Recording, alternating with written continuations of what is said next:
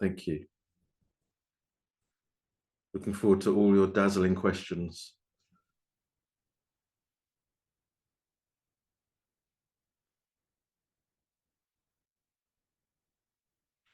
Rebecca. No, Rebecca, the other Rebecca. Hi, Rebecca, if you could unmute.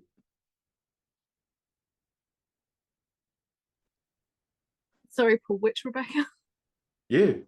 You're the Me? only one. I have two questions. So I'm just trying to decide which one is the most sort of pertinent. One thing I always wondered, but I've never asked because I don't want to sound stupid,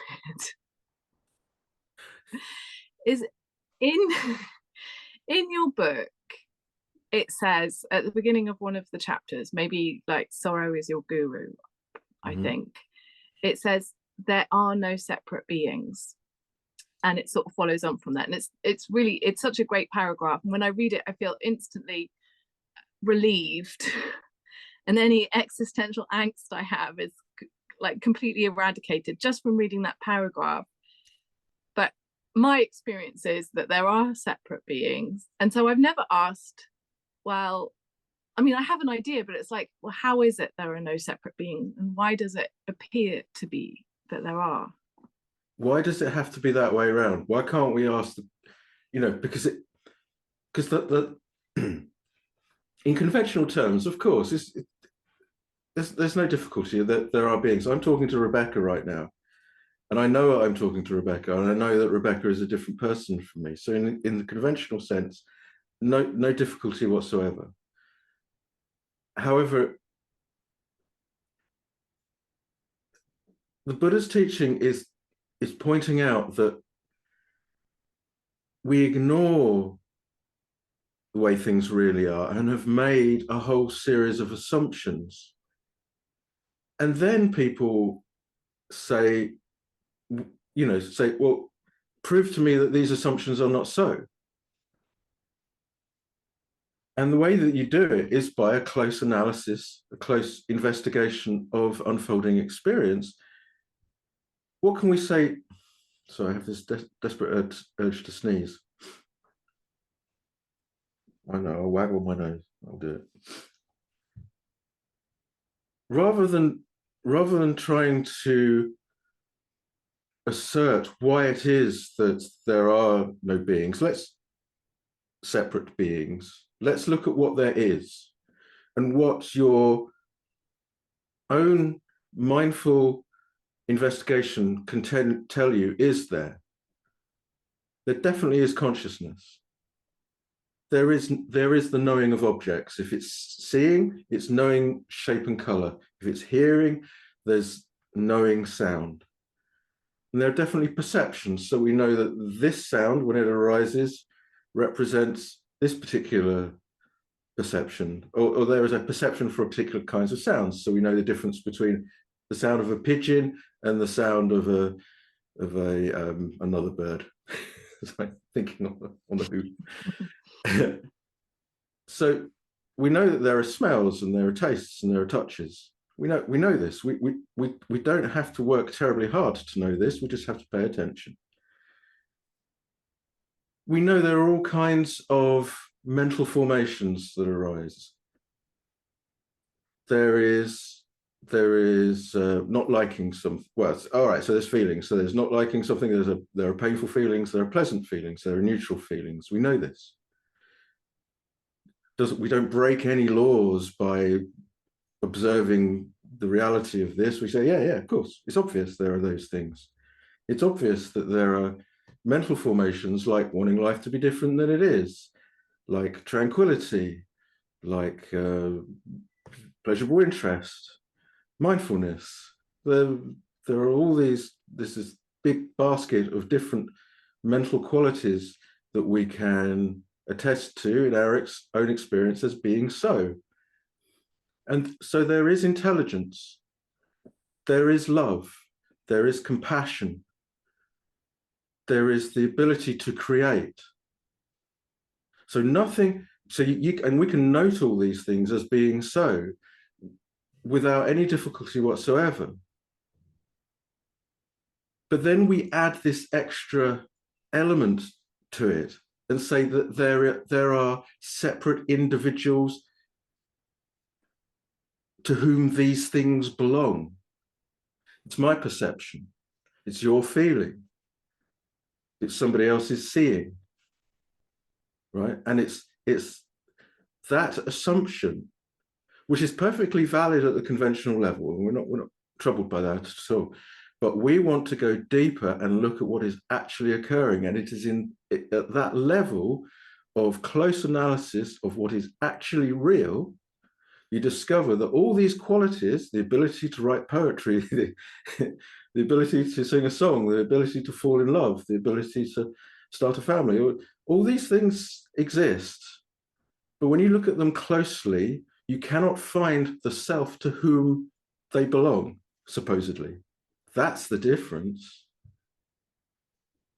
right? So all the constituents that have to be here in order to create a conscious experience such as that's being experienced right now, although everything that's required can be noted and understood and seen to be conditioned, arising due to conditions and then ceasing instantly.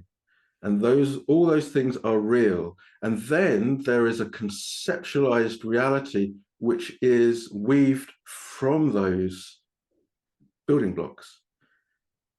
And that doesn't have its, so that's the realm of beings, and that does not ultimately exist.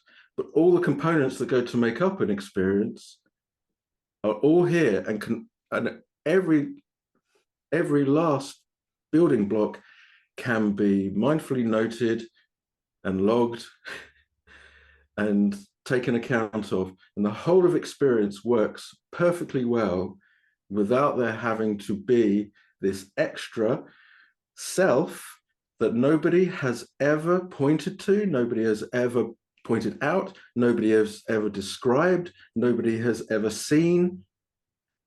It's a myth. So that's probably what I meant, Rebecca.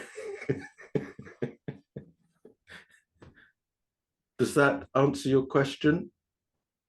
Yes. Because we're not saying that, because people fall into this trap of thinking, well, if there are no beings, how come everything that's required for conscious experience occurs. Yeah.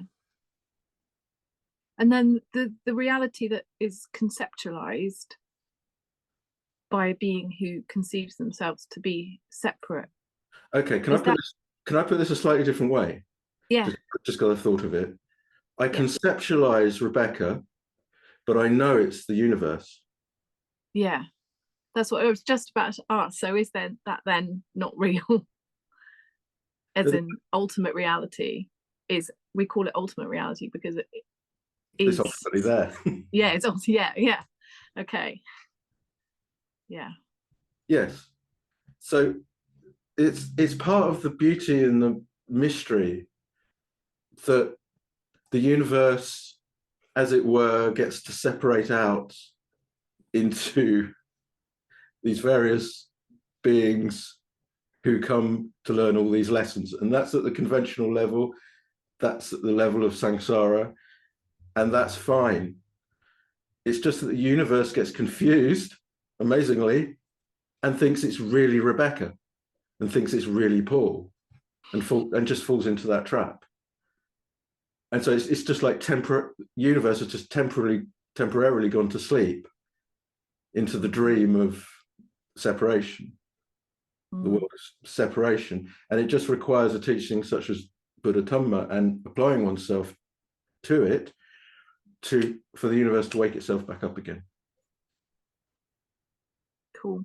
Thank you. Okay.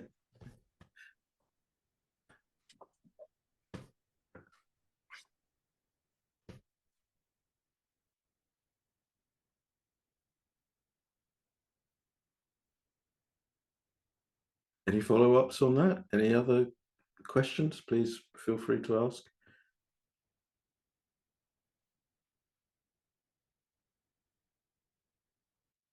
See, because there's Rebecca thinking she had a silly question, and she, she might feel a bit silly. Turned out to be a really amazing question, and we got an interesting answer. So Jason is going to be silly now. Jason, it's your turn to be silly. Oh, can I be silly? Yeah. Well, I wasn't prepared to be silly, but I was just thinking of the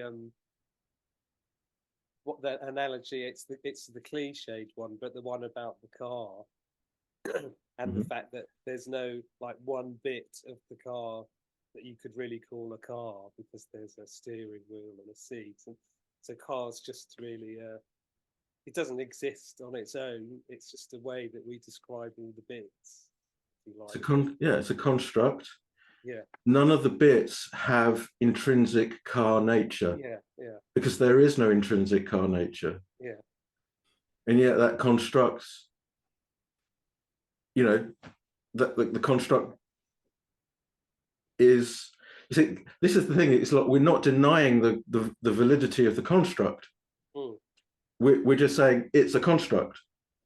Can you not see it's a construct? Can you not see that it's entirely made up of bits which are not car? Yeah.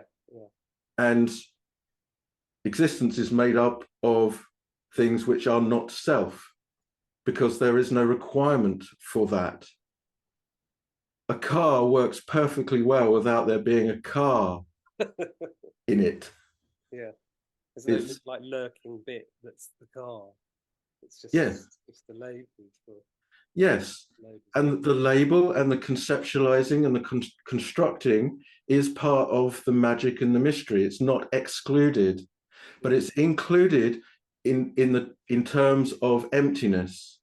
So the car as a construct is empty of car nature. There is no car nature. It's not a thing. And yet the car works perfectly well, and you know which is your car and somebody else's car at the same time. So it's the realization of emptiness. Yeah, that all form, in whatever way, something which is formed is empty of the thing it claims to be. Yeah. As it were. It's just appearing to be. It's all appearance. It's all a most magnificent magic trick. It's utterly sublime. And yet, even subsequent to realizing it, you still have to go through the trials and tribulations of existing in the world, and that can at times can be tough. But I think certainly the way it's working out for me is that subsequent to waking up, there is just this never-ending process of realizing the utter infinite depth and profundity of life, and simultaneously realizing, oh, I don't have to take that seriously anymore. I don't have to take that seriously anymore. I don't have to take that seriously anymore. So there's this gradual. So subsequent to awakening, there is still this process of revelation, if you like, of just an infinite deepening of the profundity of what it is that you've actually discovered. Lucy, hello. Hello. I was just thinking off the back of that. I remember you saying a few years ago, I think it was after a lecture in the library, it was to the effect of it's the addition of the idea of self, which is the thing that kind of causes all the suffering. It was as if you're saying that's the layer that's kind of the root of the issue. I was wondering if you could talk a bit more about that, if I've remembered it correctly, firstly, and kind of why is it that it's that view or that layer that's kind of in particular really troublesome. Well, because that's the one extra bit that everyone keeps trying to force into reality, which has no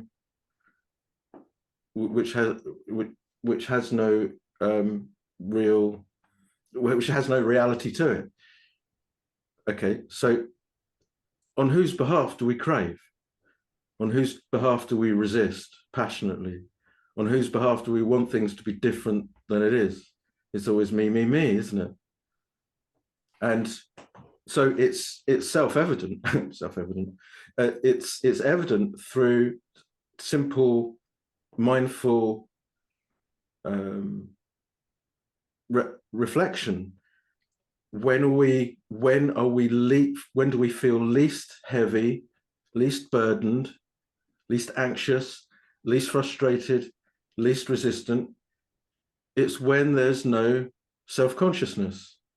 We're absorbed in something else. Might be meditation, but it could equally be a beautiful sight that we see, like a beautiful sunset, or it could be a beautiful piece of music, or it could be a movie. But at that time, there's no self-referencing at all. And life's happening, and there is seeing, and there is, you could be watching a movie and completely unself-consciously laughing, and you're just in it, and you're just engaged, and there is no problem. When are we at our heaviest? When we introduce the idea of ourselves to the equation. Seriously, I mean, the Buddha himself said, I use the terms, I'm not confused by them. It's not like you have to say everything in the third person the moment you become enlightened. That's not the case. We use the terms, but we're not confused by them. So we can self-refer, but we know what we're talking about. We know that what we're saying is empty of any inherent reality. So when I say, could you pass me the ketchup?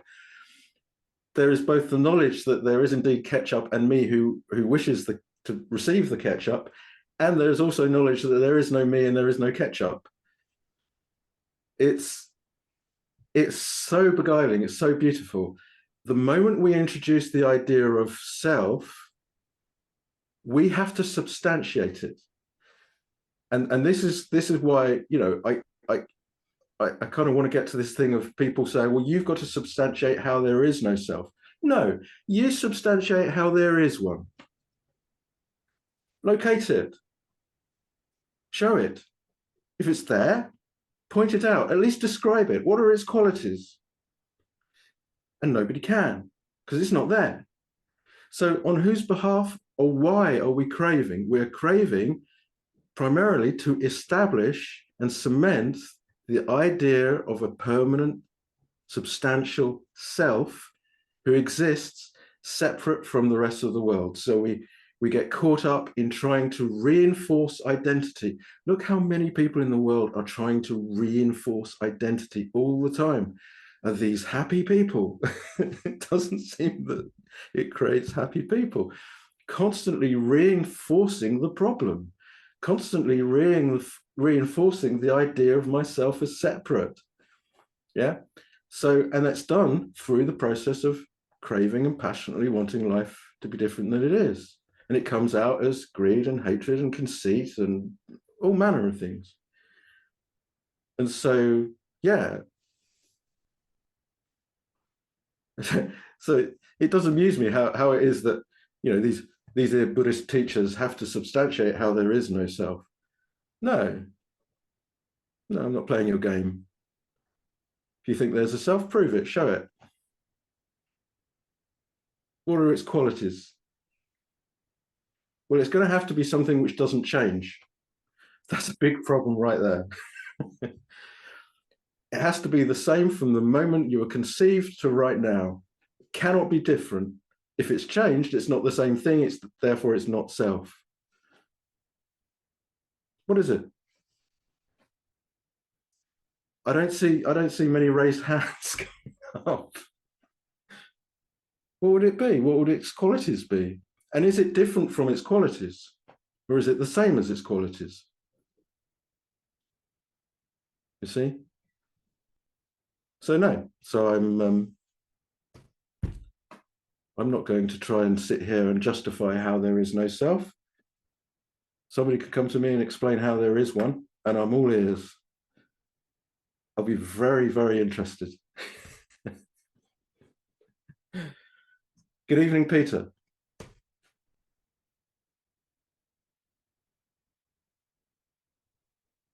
Peter, you have a question?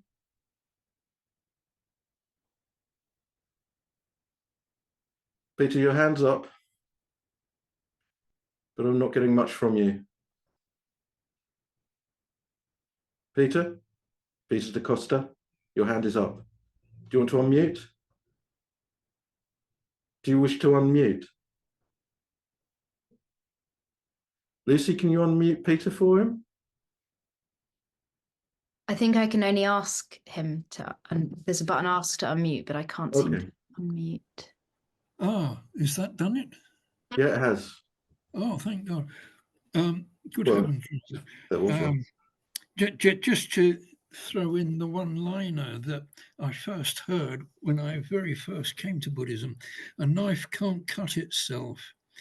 In other words, we can never find ourselves because we are what's looking. So Oh, no, you've got to be careful there. What do you mean we? Yes, you're right. Be dead careful. Consciousness can only look. Consciousness can only cognize. Indeed. Just as a knife can't cut itself, cognition can't look at itself unless it looks in a mirror, which is cheating. Okay. That's it. Right, point taken. Yeah. All right. Thank you, Peter. Point taken. Right. I'll try and unmute. How do I? Oh my gosh. Oh, reaction. Right. Yeah. Thanks for your contribution, Peter. We've kind of done it, really, haven't we, this evening already? Hilda, hello. Hey, I don't. I was hoping you could maybe say something about volition, and so if everything is conditioned, then like how much like input do we have on volition? If you see what I mean.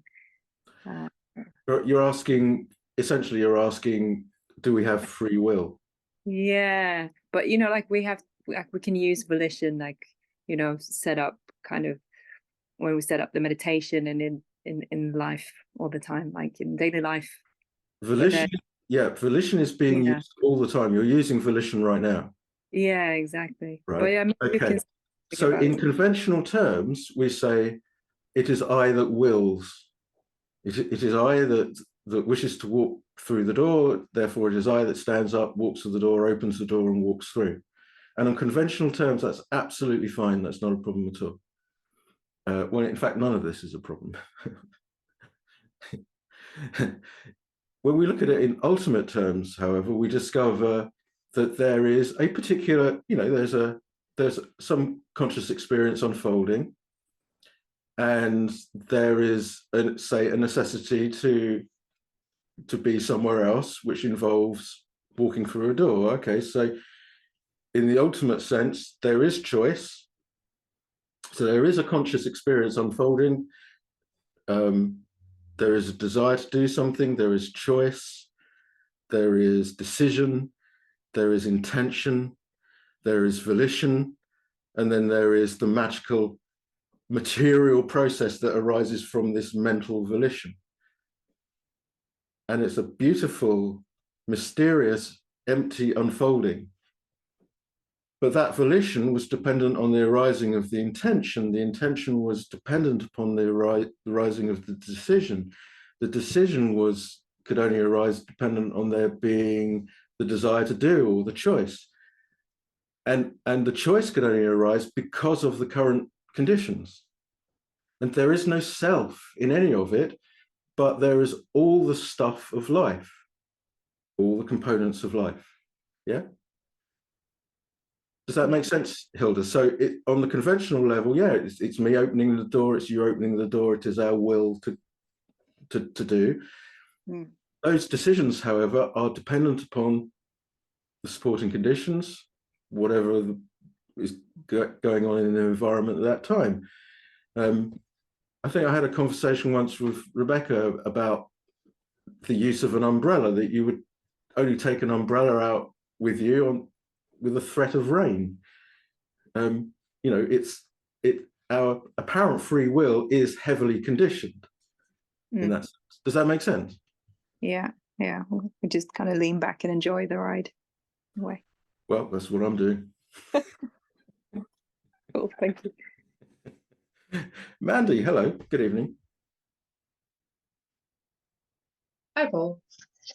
I was just wondering if would you say then if we have in the ultimate reality there's this experiences of all the senses and the experience on itself, and if we wouldn't have then all those assumptions, based on a conception of a self, so would you say an enlightened being then has no what about emotions? Would you not still have emotions? Because they are all based on the attachment and the interpretations about. No, I disagree. They're not. How would you? Can you tell me a bit more about it? You meet somebody who's unlike anyone else you've met before. You get on with them wonderfully well. You feel like spiritual twins somehow, and you fall in love. It's got nothing to do with craving for life to be different than it is. Far from it. It's a moment of pure acceptance. But you don't think there are emotions involved in that? Of course there are. Happiness, joy, the joy of recognition, of mutual recognition of a kindred spirit. And it's got nothing to do with passionately desiring life to be different than it is. In a sense, falling in love is the closest that, in conventional terms, people get to realizing enlightenment, because it's that moment when the drawbridge truly comes down and you see the other person there, and you see that they're a luminous, bright spark of light and harmony and love. All right. Now, I understand for the vast majority of people that instantly gets closed down again and you have to spend an entire lifetime trying to rediscover it. I appreciate that. But nonetheless, like, you think the Buddha was unable to laugh or find something funny or incapable of expressing disapproval? Of course he was. Because these are all qualities of life. They're components of life. They do exist. They arise due to conditions and cease at the ultimate level. And then we conceptualize that ultimate level into a coherent, conventional reality so that we can engage with one another. So nothing's lost. The only thing that gets lost, you don't lose your ability to, to paint or draw or write poetry. It's like life, creativity, all carries on. It's just the passionate desire for life to be different based on the assumption of a solid, separate universe has surrendered, has just evaporated like it was never there. Because otherwise, what you're saying, that without a self, everything becomes monotonous and mechanical. Is that? Well, I'm not saying that. I was just, yes, I'm questioning that. Like, anxiety often is based on something that you are afraid to lose or you can't do without. Angriness is often based on you want something to be different. So those emotions, you would say. But there's some, but it doesn't necessarily qualify as craving. If sometimes, like in my capacity as as the spiritual director of the center, there are standards. If somebody comes into the shrine room and takes off an overshirt and drapes it on one of the seats in front of them, I come in to take the meditation. I say, could you take that off, please? We don't do that here. And that's expressing disapproval. Am I craving for life to be different than it is, though? Am I craving? No. Not at all, because I accept that situation, I accept that my role, my responsibility in running the center means that sometimes I have to correct people and say, we don't do that here. That's not craving for life to be different than it is. That's just simply upholding standards. It's like, because I accept the role, I accept that we have standards. Because otherwise, what kind of center would it be if we didn't have that kind of discipline? Well, you could just open the doors and literally just let anybody in. They don't have to take off their shoes. They can talk in the shrine room. They can eat in the shrine room. They could bring their Big Mac and eat in the shrine room. You know, it's just like, so it's like accepting the role and accepting the limitations of the role means that sometimes you have to fulfill that role. That's not craving for life to be different. So it's more about expressing your wishes and that you wish for something to be. It would be more craving for life to be different than it is if for some reason I felt that I couldn't. I can't, you know, I can't express this because to do so would mean that person might not like me. Yeah, that would be more of the flavor of passionately wanting life to be different than it is. Because of the refusal, the unwillingness to experience a painful feeling, or the mere suggestion that somebody else might perceive me in a way I didn't like. So yeah. And how about anxiety? You see, the thing is, especially if you do a lot of meditation, is you do tend to pick up what else is going on in the environment on the mental level. And if somebody is restless or frustrated or irritable or anxious, then you can experience that. But you're not experiencing it, it's not being originated from you. It's just there. And so you experience it. But there's the knowledge. I mean, this is the thing. It's like these states are not being identified with. Like, let's put it a different way. If like I walked out on Mason's Lane and there was a rutting elephant running down the road, I mean, unlikely, but if there was, fight or flight, and I think in this case, flight, would rear up and do its job. And it's doing a very necessary and helpful job. And I often talk about the fact that if you're up a ladder, you want there to be some fear there. It's just telling you to be careful. It's performing a role, it's performing a job. But what happens is people, because it's uncomfortable, people want to get rid of it. They think it shouldn't be there. They think somehow it's spoiling their life. But it's just a particular kind of mental quality, which is saying, hey, I think you need to be careful.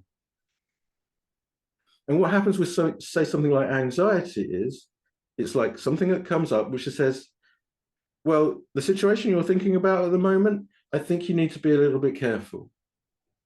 But because it's uncomfortable, we want to get rid of it. And then that's where clinging starts. So it's the point at which the mental formation has arisen, and then there is identification with it and clinging to it. Even if it's the attempt to get rid of it, it's like chewing gum, it's still sticking to you. Right? And there is the failure to see that that quality is transient. So one of the most important things for Buddhist meditators to understand is you're not supposed to get rid of these unwanted qualities. Because what we do is we create this mental image of oneself enlightened. And then we see that what we're experiencing doesn't add up to that. The comparison doesn't add up. And we say, well, it's because the anxiety is there. If I got rid of the anxiety, I'd be more enlightened. I'd have more of that quality. But that's the wrong approach. The right approach is to see that anxiety has no self nature any more than a car has car nature. Anxiety is a quality that arises to do a job, And if you leave it alone, it says thank you and leaves. But what happens is we cling to it. We identify either the anxiety itself or the mind in which the anxiety is apparently arising and say, that's me, that's mine, and it doesn't fit my ideal image. And it's the comparison that kills you, because then you start going, well, I'm wrong, I'm wrong, I'm wrong. And you're not wrong. You're not wrong. You're fine as you are. Everyone is fine as they are. It's just seeing that this quality of anxiety has arisen due to conditions, and its nature is to arise and pass away if you let it. But because of the identification and because of the idealism, we won't drop it. We won't. Letting go means leaving be. It means letting it be there. We're letting go of its significance to us. We're devaluing its significance by the repeated exposure to transience. We see that this anxiety is not me, it's not mine, it's not self, it's dependently originated. There's nothing I have to do other than take full responsibility for mindfully noting and clearly comprehending it, and keep on stepping out of the narrative which is repeatedly creating that anxiety. Right? Thank you very much. That's very helpful. Good, good. And I recognize then also in what you're saying is that there's a difference between a realistic anxiety and an unrealistic anxiety, which is totally made of based on thoughts. Yes, absolutely. A realistic anxiety will have practical, pragmatic solutions that can be applied.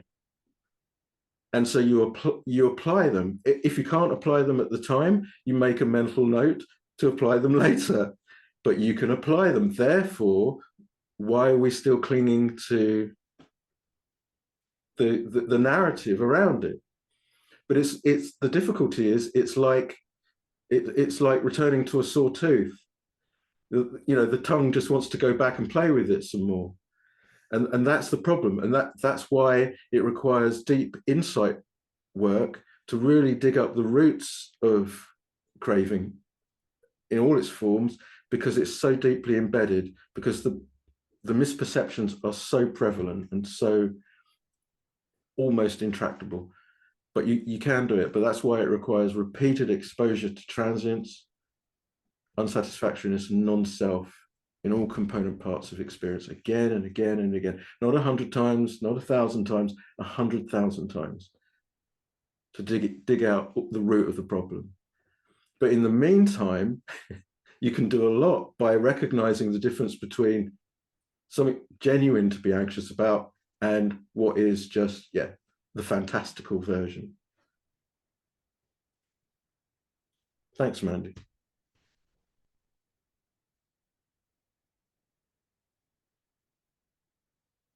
I did see some other hands go up. You're very welcome to ask away.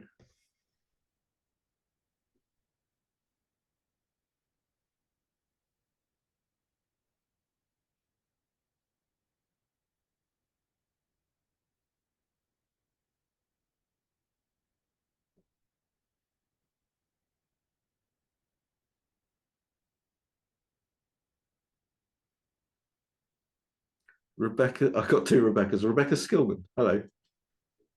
Hi, it's sort of following on from those earlier questions. It comes up for me a lot is if there's an unpleasant feeling because of something's gone wrong with a relationship, and it's the difference between allowing and accepting and suppressing. I can just displace it by thinking about something else or doing something else. But it'll pop back, and you were just talking about getting the roots out, and it's like this big cloud that I'm just looking the other way from, and is that, do you know what I mean? Yes, I do. And we employ it because it works to a limited degree. However, through not looking at it, through not acknowledging it, there is no possibility of seeing it's transient. and therefore it will always haunt us, and it will always require work to re-suppress, to re-ignore it. And that's you know, and surely we come to meditation if we reach the point of being really genuine about wishing to be free of suffering, because I think there are people that play with meditation and they're still very much couched in the spiritual fantasy. But when you think you really come to the point of realizing that you're not getting free of the problem of suffering, that then, yes, there's a responsibility, which means you're going to have to start looking at the things that you've habitually suppressed. But there's the most wonderful payoff, which is you allow your wisdom faculty to finally do its job and look at the thing that you really don't want to look at. And it's the wisdom faculty that is able, if you practice mindful noting, the wisdom faculty provides the clear comprehension and the recognition that I do not have to do anything with this quality, if it's a painful feeling, for instance, because the painful feeling has the nature to arise and pass away. And the deeper that gets, the easier it is to sit with the painful, the unwanted, the uncomfortable. And the more you're able to sit with it, the less craving for things to be different there is. Possibility for pleasurable interest to arise and tranquility and happiness to arise. Because all these qualities are natural to us, but can't coexist with craving for things to be different. So when there isn't the craving for things to be different, naturally these other qualities, the 7 factors of enlightenment, these qualities naturally arise because when we suppress the painful feelings and we don't want the painful feelings, it doesn't give any room for these other qualities to then arise. So you get this most wonderful payoff, which is, yeah, you have to take responsibility and say, all right, okay, well, I will look at what I habitually haven't wanted to look at. But in doing so, you start to get wiser and happier and more peaceful and more tranquil, and life magically seems to work in new, unexpected ways, and your heart's desires seem to just arise and come to you without really much effort on your part. All through what? Through not turning away, through being willing to look at it. So, does that help, Rebecca? Do you find that encouraging? Yeah, is there ever a place for, it's like there's a yapping dog and a thought is it's just coming in, I've been mistreated by person A. Oh, that's just grooving a really deep neuronal pathway, and I'm going around this loop again and again. Enough of that. Stop that thought. Kick it out before it gets established. Yeah, it's just whether you're coming from it from a point of acceptance or not. I mean, genuine acceptance. So genuine acceptance in that case is, well, Rome wasn't built in a day. Genuine acceptance is that you've lost your fear of that thought. You've lost the sense in which if I have this thought, either I'm a bad person or something bad is going to happen to me. It's not. You get the result instantly, which is you feel pretty crap. Thank you. That's really helpful. Thank you. That's the difference, I think. Mm. The acceptance. Yeah. Thank you. And that's how we devalue things. We devalue things. It's like your thoughts are no more important than the twittering of the bird outside your house. Really. I mean, I know some thoughts are helpful, but really you just let them come, let them go, let them come, let them go. Jason. Back for some more. Hello, sorry. Yeah, it was just to follow on from that, because it just reminded me, I used to have this thought would come up and it would just say, no, life actually is terrible. It really is hard, and I'd fall into that, and then I would live for, you know, a long time from that viewpoint, really believing it. And then at some point I recognized, hang on a minute, that can't be how life is. That's ridiculous. So then when the thought would come up, I'd go, ha, that's that thought. I know what that is now. And by not identifying with it, then it can come up. It doesn't matter. But you're not then living your life as if that's your truth. You know? Exactly. It's not the truth. Truth can't be formulated in words. You know, when we create narratives and describe things, we are on a sliding scale of inaccuracy, from the least inaccurate statement you can make to the wildly inaccurate statement. Like, I don't know, I think recently I used the examples of, you know, the law of gravity as being perhaps one of the least inaccurate statements about the nature of the material world, all the way to flat Earth on the other end of the spectrum. They are all descriptions are inaccurate. That's why we have to do the meditative work, in order to come to understand, well, what is life actually? What is conscious experience actually? Go beyond the words. And so your example is you know, I was going to say it's a very accurate one, but I can't. It's not very inaccurate, in that it's the recognition of the inaccuracy of thinking, of thoughts. And why are you going to take that particular thought to heart? Because that's the basis of all depression, right there. Mm. And if you keep repeating that thought and keep believing it, you will become depressed. Yeah. And then you become resistant to the painful feelings that arise, and you identify even more closely with it. And that's how this terrible loop, depressive loop, is created. And all for what? An inaccurate statement about the nature of existence, that it's terrible. Which is why I keep going on about creating positive narratives, because they're just as inaccurate, but it just makes you feel better. You have pleasant feelings.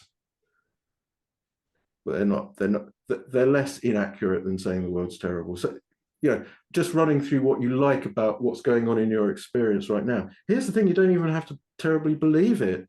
It's just, you just generate that kind of outlook, and life responds. Life is so much more malleable. Life will respond to the narrative that you give it. If you decide that the color blue is the worst thing ever, you will see nothing but the color blue wherever you go.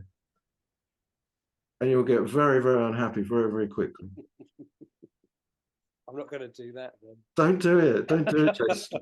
I like blue anyway. I like blue. I like the color blue. I like all the colors. Yeah, they're great. There isn't one color I don't like.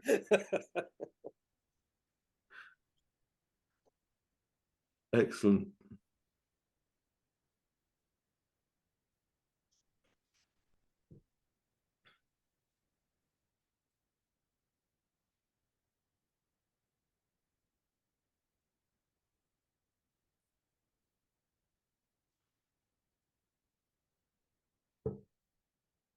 Any other questions?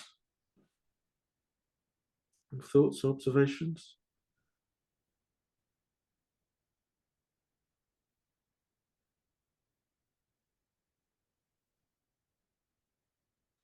Rebecca? I just thought, as it had gone quiet, maybe I could ask my other question. Oh yeah, by all means. Is I don't know if it's going to make sense, but is it possible to atone for the things that you've said or done that you now, that you kind of regret, and you sort of sometimes think about and you think, you just cringe, you know? And you think, that was really not a wise thing to say or do. And yeah, I just wonder, because there's lots of stories about karma in the Buddha's teaching, and you think, gosh, I don't know. Okay, so there's a few different aspects to this. I can't imagine why, and sometimes people suggest this, and I can't imagine why anyone would like either suggest it or do it, that if you want to atone for some past bad deed, you go back to the person you did that bad deed to and apologize.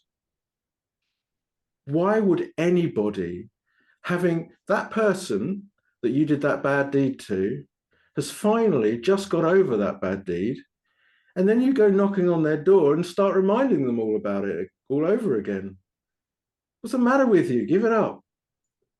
There's a lovely, I don't know where it's from, but there's a lovely story of the master and the pupil walking along a garden path together, and the pupil sees, I don't know, a snail on the path and picks it up and puts it out of the way. And the master berates him, saying, "Why are you always interfering?" And so the pupil goes, oh, picks up the snail again and puts it back where it found it. And the master goes, "Why are you always interfering?" You don't have to do anything. But Rebecca, you said, like, you realized that that was an unwise thing to do. That wasn't very wise. No, it wasn't. And look, it causes painful feelings. Well, okay, so I won't be doing that again. That's, if you want to call it atonement, if you want to, so you go, all right, so that's unskillful behavior. I know it's unskillful behavior because I don't like the way I perceive myself having done it, and I don't like these feelings. Okay, well, you go, well, all right, in a similar situation in the future, I will endeavor not to behave in that way. Always with the caveat that you're human, so of course you will. But that's fine. That's because that's the way we learn. We learn through error and correction and wise reflection, and it takes a few times to get things, to work through things. But the idea that somehow you have to really, you have to atone for it, no. The act of taking responsibility for your actions now and developing mindfulness, and what we were talking about before, which is not looking away, not trying to justify yourself, not trying to defend yourself, but fully acknowledge that indeed was an unskillful action, and it produces these feelings and these perceptions which I don't like. Then you just put the volition in. Well, okay, given a similar situation, henceforth, I will endeavor not to act in that way. And, by the same token, that might mean also developing its opposite. So if it was being stingy in a situation, you might think, well, I'll practice more generosity. If it was being irritable in one's speech, well, I'll practice friendly speech, so you get to correct it that way. Does that cover it, Rebecca? Because I think it's a really, really good point. And I think maybe it's somewhat a clash of cultures between, the Judeo-Christian outlook and a Buddhist outlook. We get trapped in these sort of these guilt traps that seem to get set up for us. But there's no need to. There's no need to carry a burden with you any more than you would wish to carry the rotting carcass of a dead dog around your shoulders. You don't have to carry it around with you. You just acknowledge it. You see that it was unskillful. You see why it's unskillful because of what you're experiencing now. And of course, what the other person would have experienced as well. And then you say, right, okay, well, I'll take responsibility for that. My bad. I will endeavor to not to act like that in the future. But like I say, always with the caveat that you probably will. Does that help? Yeah, that really helps. Thanks. Yeah, good.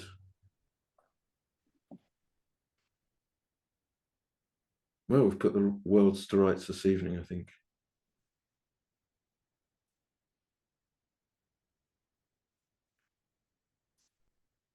We're almost at an hour, so unless there's another question, we could wrap up there. Just give you a couple more minutes just to think about things, just in case you have.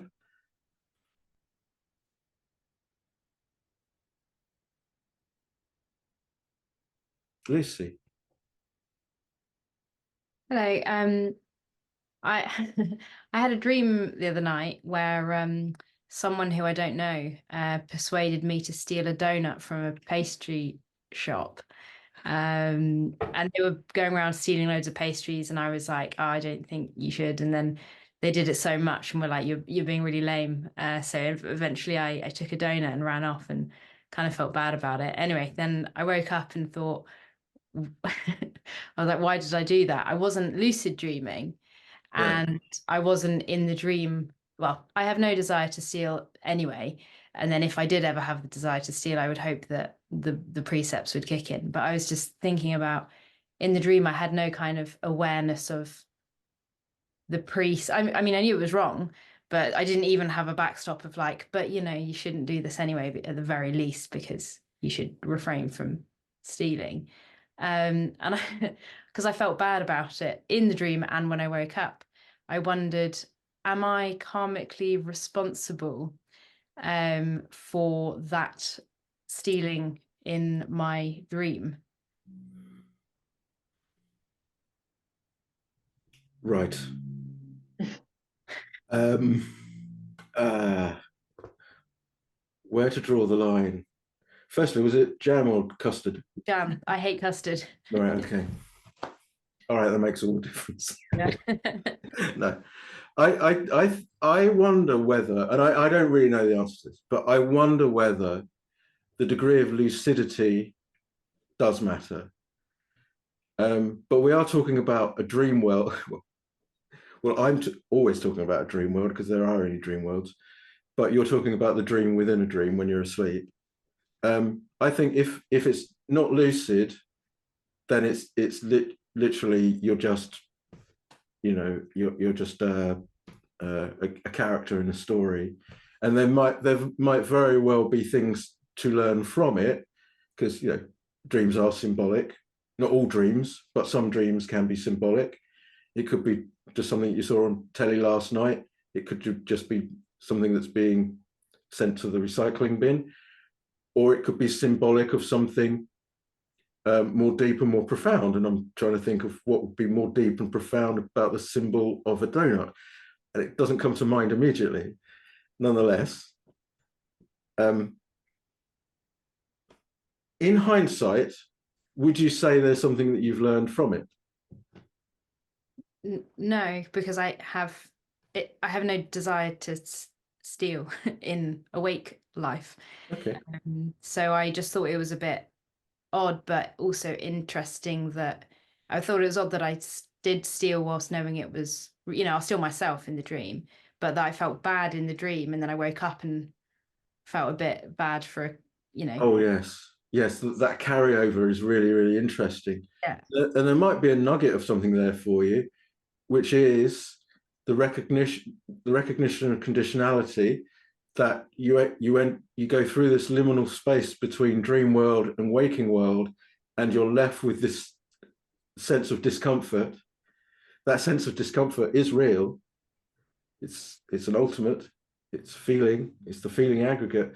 So it can still be acknowledged that that feeling has arisen due to conditions.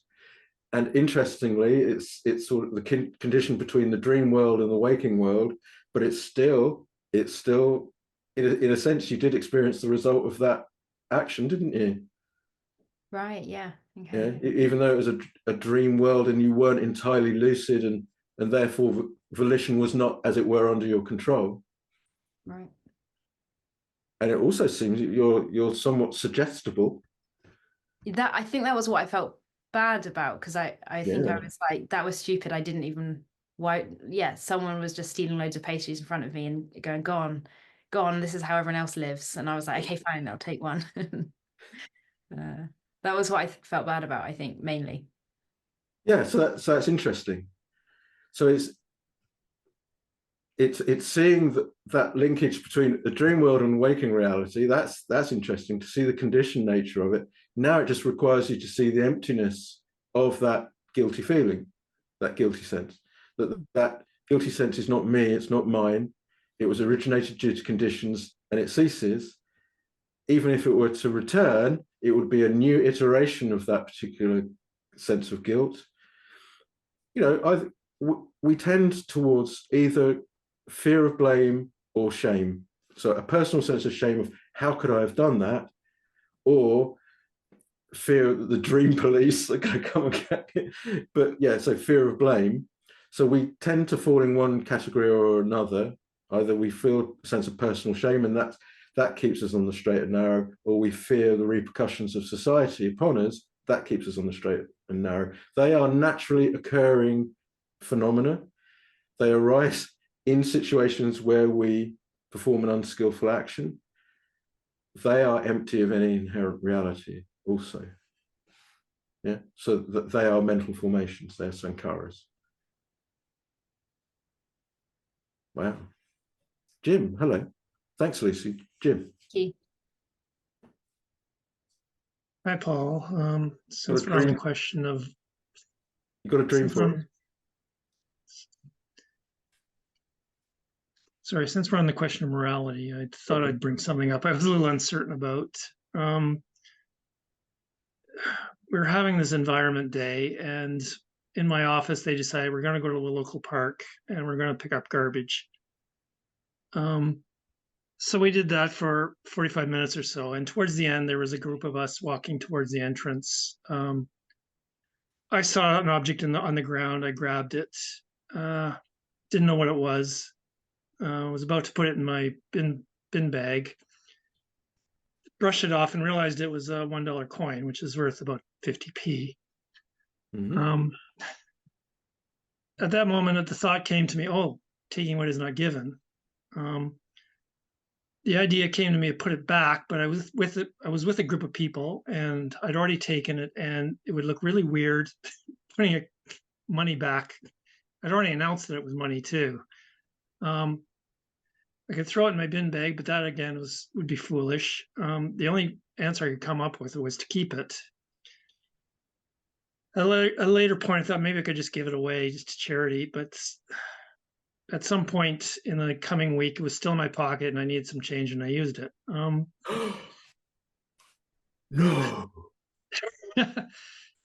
I know this is, in the grand scheme of things, really trivial, but it did take up a few thought moments. So I'm not sure I did anything wrong, because under the circumstances, this was consistent with the Earth Day picking up garbage thing. I found myself with a $1 coin that I didn't know what to do with. I could have given it away, but in the end, I just used it. I didn't think it had karmic. If it has karmic significance, maybe sometime in the next few years, I'll lose a $1 coin. But I think this thing took up more thought moments than I thought was reasonable. And since we've had a couple of comments about it's the principle. Morality. Pardon me? It's the principle. Yeah. As far as I understand, like, just a point to make, like, karmic resultants it's never truly like for like. Yeah. You know, because there are just too many conditions, infinitely complex set of conditions. And karma itself is a science. There are very many different kinds of karma, and their resultants can accrue in many different ways. I think, yeah, I mean, in a sense, it's a trivial matter, of course. But I think the principle, it's like there was no intention to steal. There was, yeah, we can think of different ways in which we could use that money, but it's the intention is important, and I think in society generally these days especially, that there is a lack of awareness of the necessity for intent for an unskillful action to be an unskillful action. We don't understand that in society. We're not very wise. So there was no intent of anything unskillful. It was just then perhaps a personal issue about, well, how is that dealt with?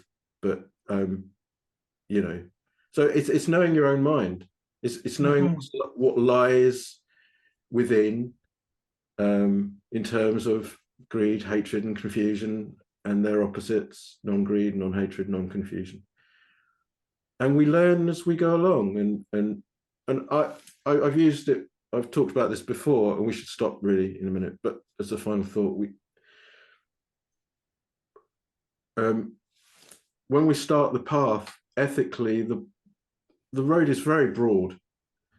I mean, literally, try not to kill anyone or rob anyone, or do those sorts of things. If you were to, then the drop on either side of the road is an abyss, and you don't want to go there. So you stay relatively close to the middle, and occasionally we stray towards either side. But as you learn, as your mindfulness grows, as your wisdom grows, then that road naturally becomes narrower. You become more concerned with less and less, as it were. The smaller things stand out because you've just moved on in terms of your understanding of how the world works. And so what appears to other people as like a really minor, point they might not even notice, to us stands out because it feels uncomfortable by comparison to the rest of our lives. And so that's when we start to, we're concerned that we might have said something to somebody, and they're absolutely not even aware that we would even said anything unskillful. But to us, it stands out. It just because it's uncomfortable.